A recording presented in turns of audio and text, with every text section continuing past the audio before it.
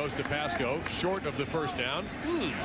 That's our guest in the third quarter there, Paul Johnson. Well, he didn't look real happy about that, No, that conversion. he does not. He absolutely does not. If you're wondering about John Tenuta, he actually wanted to be the head coach, Georgia Tech. Interview, Paul Johnson, bridged that time by the Fresno State special teams. Now, Paul Johnson, there you see him at the Naval Academy. Had a tremendous run there. A lot of people say you can't do well at the academies, particularly at the Army and the Navy, and Paul Johnson disproved that by winning there, getting them the bowl games, doing things like beating Notre Dame for the first time in 43 years. He's got a new job. He's the head coach at Georgia Tech, named there on December the 7th. You see what he did at the Naval Academy. And also, the most important stat at the bottom, didn't lose any games to Army.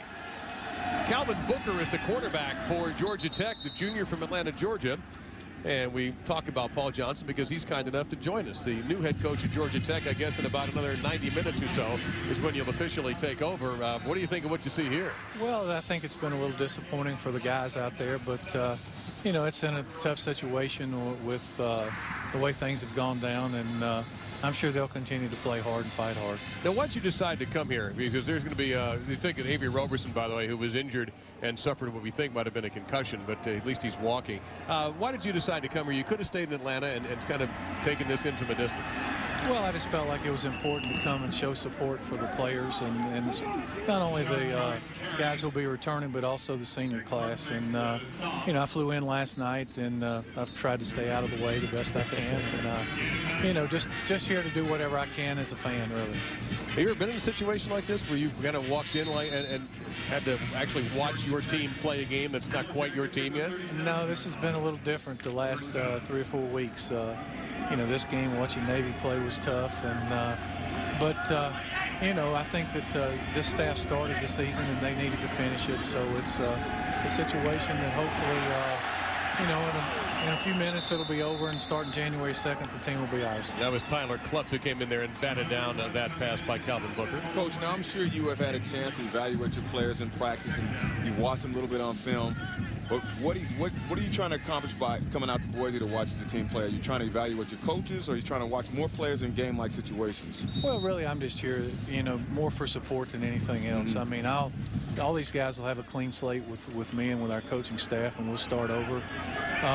You know, really just curious, watching, seeing how they compete and what they do, but here for support more than anything else, really. Now, I know you led the country when you were at Navy in rushing with 348 yards. But the thing that I was most impressed with fewest penalty yards as well. You were the least penalized team in the country. How do you get that message home to your players when it comes to penalties? Because I thought that was a key factor when Nesbitt came in again. And they got those penalties. They were trying to run the ball, and they got behind it. I thought that's maybe perhaps something we'll see when you take over Georgia Tech. Guys cannot commit penalties, and that's key. Well, you can't stop yourself. It's a tough enough game when everybody's going in the right direction, but you know, it's part of discipline and part of the thing. We'll try to talk about it, but I think a lot of the credit goes to the guys who played at the Naval Academy. They're certainly a good bunch and very disciplined, so you have to give them some credit for it as well. What you saw, by the way, is a heck of a play by Greg Smith to come back on a slightly underthrown football by Booker, who is under great pressure, and Georgia Tech moves into Bulldog territory. As James, we take a look here. This is coming back to the football. Taught right there. Yeah, way to attack the football there by the receiver, Thomas there. I'm sorry, Greg Smith actually on the catch. Well, Coach, what about the timeline for your staff? You're pretty close to naming one here, right? Well, we've got our staff pretty much in place. We'll get together. We'll have a first meeting on January 2nd, and we'll be announcing the staff, you know, by then. And the big push is just to kind of get organized and be able to hit the road going full speed for recruiting and try to make sure we catch up there. Now, I'm not going to ask about specifics of the staff, but do the current Georgia Tech coaches know their future right now? Oh, certainly. They've known for a while, and, you know, there'll be a holdover or two, and but they knew exactly where they stood shortly after I took the job.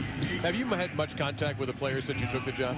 I've had a chance to meet with several of the players individually that have stopped by the office for, you know, 5 or 10 minute increments, but not like we will once we get started back. But we'll have them in on the 7th for a team meeting, and they'll get to meet the staff, and from that point on, we'll be heavily involved.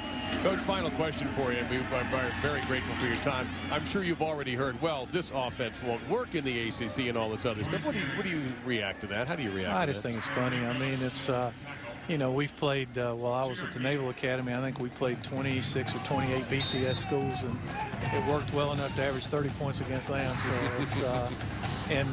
it's, I think Air Force finally lost today, but doing something similar. They scored 36 against Cal. So yeah. I guess it won't work in the Pac-10 either. But, you know, we're going to find out here shortly. Yeah, we will. Coach, thank you again for your time. Enjoy the rest of your stay here in Boise, and best of luck at Georgia Tech. Okay, thanks, guys. Thank you, Thank you. Appreciate it. Paul Johnson, the soon-to-be head coach at Georgia Tech. And this is going to be something that'll make him happy. Jonathan Dwyer with a touchdown for the Yellow Jackets. Touchdown run. Well, that's a player, James, that you and I identified, you in particular.